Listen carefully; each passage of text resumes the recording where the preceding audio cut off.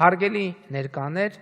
ես կարդացել եմ, ծանոթ եմ որոշ մեկնաբանությունների այն մասին, թե մեր տարածաշրջանի տրանսպորտային նախագծերը մրցակցային են, այսինքն մրցակցում են իրար հետ։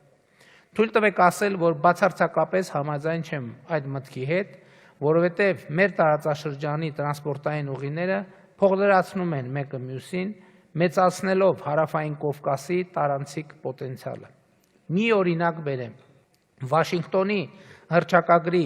3-րդ կետի իրագործման արդյունքում բացվելու է նաև Պարսից ծոց-Սև ծով երկաթուղին,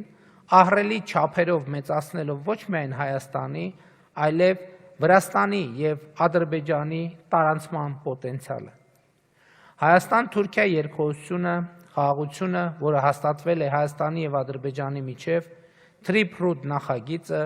Վրաստանի և Իրանի Իսլամական Հանրապետության բարիդրացիական հարաբերությունները տարածաշրջանի երկրների հետ, Հարավային Կովկասը դարձնելու են ամենագրավիչ տարանցիկ ուղին հյուսիս-հարավ և արևելք-արևմուտք ուղղություններով, ինչը նշանակում է, որ մեր տարածաշրջանի բոլոր երկրների